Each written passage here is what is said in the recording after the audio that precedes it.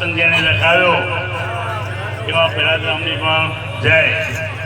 સત્સંગ એક શુભ પ્રસંગ કહેવાય માનવ જીવનમાં. બધા પ્રસંગો તો આવે, લગ્નના આવે, બીજા ત્રીજા આવે, પણ જે સત્સંગનો પ્રસંગ છે એને મહાપુરુષ શુભ પ્રસંગ કીધો છે. કારણ કે સત્સંગ એ જ માનવ જીવનની મુક્તિનું દ્વાર છે.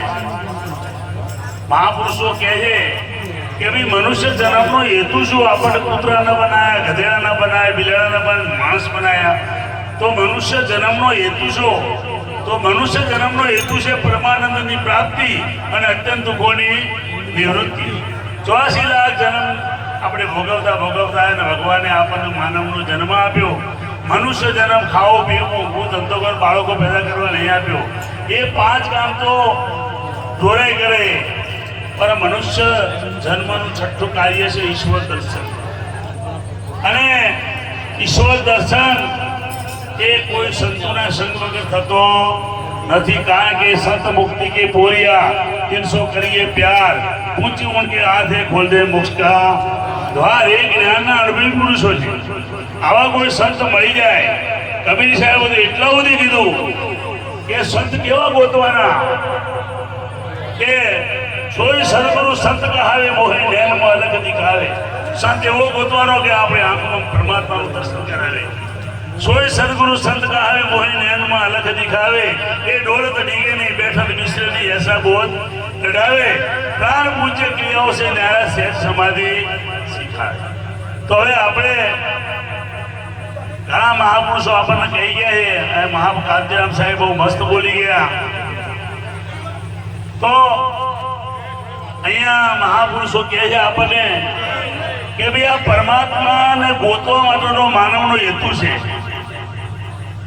તો આ પરમાત્માનો ગોતવાનો હેતુ એનો લક્ષ્ય શું છે? તો જે મહાપુરુષોને લક્ષ્ય મળ્યું, દાસ મીઠાએ કહ્યું કે દેહમાં પ્રભુ છે, પ્રભુમાં દેહ છે. આ તો અરસ પર દર્શાયો. દાસ મીઠો કે આ ફેરો કોક સમજો ને નજીક પણ નથી હોવા છતાં આપણને ફેરો ભાવતો નથી. તો અહીંયા કબીર સાહેબે પણ કીધું કે તત્વ વિચારે કોઈ દેહ કા તો ટળે સકલ અભિમાન. આ દેહનું તત્વ વિચારે તો એના બધા અભિમાન મટી જાય. પણ આપણે શું કર્યું કે અમારા દાદા બેકણે કીધું છે કે સંગત જેડી સફલી પ્રધાન જેડા પાજી દાડો મેગમીની બગડી ગઈ બાજી. આપણને કોઈ સંતનો સંગ ના થાય. એટલે મહાપુરુષો કહે છે કે જો સંતનો સંગ થાય તો સંત તને 100% ઈશ્વર દર્શન કરાવે. અને દર્શન માટે જ આપણે માનવનો જન્મ મળ્યો છે. દર્શન નામ છે, દર્શનનો વિષય છે, નામ કોઈ વાતનો વિષય છે નહીં. એટલે સંત પુરુષ બોલ્યા છે ગોરો ચાર મુખની રે બોલ્યા વાણી રે, તેમાં 3 મુખ કલ્પિત મેં તો જાણી રે. ગુરુ મુખ મારે ગુરુ મુખ માએ સુરતા સંતાણી રે. ગુરુ આવો પ્રેમે કરું પૂજા રે. ગુરુ 4 મુખની વાણી બોલ્યા, પણ જેવા માણસો મળે એવું બોલવું પડ્યું. જીવ મુખ, માયા મુખ, બ્રહ્મુખ. પણ સંતો કહે છે 4થું મુખ ગુરુમુખ. આ 3 મુખ તો સંતો કલ્પના ઉભી કરી તને બેહાડવા માટે. કારણ કે ગુરુમુખ સત્ય છે. તો એ ગુરુમુખમાં જો આપણી સુરતા સંધાઈ જાય તો મેળ પડી જાય. લીલા સ્વામીએ કીધું છે કે અમે યોગી અલખાની પાર બ્રહ્મ છે પારા, નામનું ગુણ નહીં અમારા, કબુ નહીં ધરું અવતારા. એ કઈ રીતે કે હમ છે બ્રહ્મ, બ્રહ્મ છે માયા. આ રહે છે ને આ તો માયા ને રહે છે. એટલે ભાઈ માયાનું મૂળ જ બ્રહ્મ તત્વ છે. તું વિચાર તો કરી લો. માયા એટલે ઘાટ બનાવે માયા. જેમ સોનાના ઘાટ અનેક છે વિવેકી કરજો વિચાર. આ ઘાટ તોડતો શોધવો છે સાચો સાર. આ સાર જેને શોધ્યો ગર્ભવાસમાં આવે ફરી. એમ સાહેબ આ જે દર્શન છે એ આપણે એનો જો અનુભવ કરીએ મૂળ તત્વનો તો આ માયા નથી સાહેબ, બ્રહ્મ તત્વ છે. બ્રહ્મ સત્ય જગત મિથ્યા. પણ આપણે જગતના આગળ રાખેલું બ્રહ્મ દર્શન કોઈ થયું નહીં. એટલે દરેક સંતો એ રવિ સાહેબ બોલ્યા કે સંતો મૂળે માયા નહીં. આ તો બિના વિચારે શકલ બોલ્યા. આ જ્ઞાન વિના ગુંચવાય. એ સંતો મૂળે માયા ના એ માયાનું મૂળ નથી, પણ કોઈ સંત વિચાર ન કરે ને આમાં ગૂંચવાઈ ગયા છે. એમ આ સંતો તો અનુભવી પુરુષો છે. આ સંતોનો સંગ કારણ કે જેને મીરાબાઈને જો સંત મળ્યા, પણ સંત મળે પણ આપણામાં લખાણ ના હોય શું કરીએ કહો? તમે જોઈ લો, મીરા જયારે હરિદાસનો સંગ થયો ત્યારે એના રાણાને એમ થયું કે આ એક હરિજનનો સંગ કરે છે, એક મહારાણી રાજરાણી કહેવાય. માટે મીરાને એને કીધું કે મીરા તું રોહિદાસનો સંગ છોડી દે, બરોબર? પણ મીરા માની નહીં એટલે એને ઝેર મોકલ્યું કે જે કહીને મારવા માટે ઘણી બધી કોશિશ તો કરી, છેવટે કંટાળ્યો એટલે એને એના 5 પ્રધાનોને ભેગા કરે કે ભાઈ આ મીરા મેવા રોહિદાસનું નામ છોડતી નથી, એનું કાંક દવા બતાવો.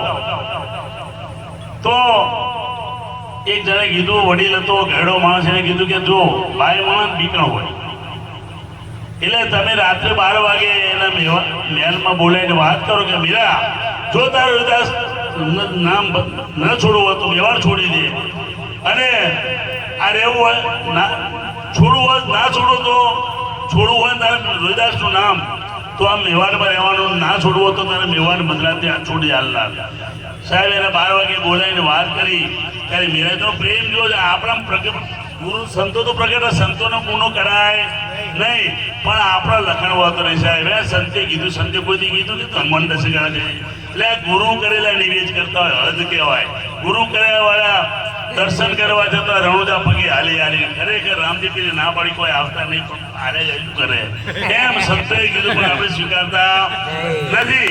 એને મીરાને કીધું કે મીરા તારે મેવાડમાં રહેવું તો રોહિદાસનું નામ છોડી દે, અને મેવાડ જો રોહિદાસનું નામ ન છોડ મારો મેવાડ છોડી દે કે રાણા લાય પાણી મારા માટે મેવાડનું પાણી આરામ. સાહેબ રાત્રે 12 વાગે એને મીરાએ મેવાડ છોડી 12 વાગે છોડી ગુજરાતમાં આવી પાલનપુરમાં પાણી પીધું.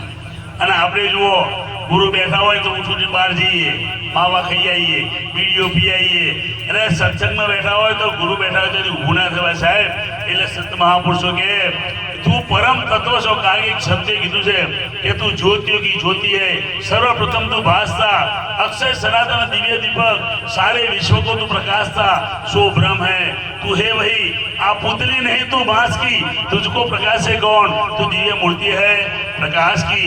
પણ આપણને નડ્યો સદે ગુરુ મૈત્રી દેખાયો ક્યાંથી પરમાત્મા મળે? કારણ કે ગુરુ કો કોઈ મનુષ્ય જાણે કરત આજ્ઞા ભંગહી, સોય સુપત કરે વાસા હોય ટેડા અંગહી. કારણ કે ગુરુમાં શરીર જોતા હોય ક્યાંથી કરે સાહેબ. એટલે મહાપુરુષો આવા સંતો ખરેખર આ ભેગલી ગત તો પહેલાથી જ્ઞાની. જય હો આ ગતનો. આ ગતમાંથી તમે જુઓ કે જેસલ, તોરલ, માળદે, રૂપાદે એ લાખા જો આપી પણ પીજો આ ગતમાંથી. હે તમે જો હરિચંદ્ર જેવો પણ એક એના ગુરુતા મેઘ રખ્યો, એ મેઘવાળ હતા સાહેબ, એ પણ પીર બન્યો. અને આપણે આ બધા સંતો પણ આ તો જેના ઘરમાં હોય ને મીઠાઈ ભાવ નહીં એને બહાર જાય. ઘરમાં મીઠાઈ ના ભાવતું, જેના ઘરમાં વધારે હોય ને એ દૂધના ભાવતું હોય. એ મહાગતની અંદર મહાપુરુષો આજે આ ગતની અંદર સાહેબ તમે જુઓ સત્સંગો એટલા થાય, ભજન એટલા થાય, મહાપુરુષો એટલા. એવું નહીં કે મહાપુરુષો નહીં છે સાહેબ. સંત નવ સંસાર મેં જલજાત બ્રહ્માંડ જ્ઞાન કરી લે છે ઠાર ઠામો. આ માટે આપણે આપણા માનવ જીવનનો સફળ કરવા ભલે બધાના સંગ કર્યા, પણ એક વખત સંતનો સંગ કરી જોજો, તમારું જીવન ધન્ય બનશે. બોલો સદગુરુ દેવની.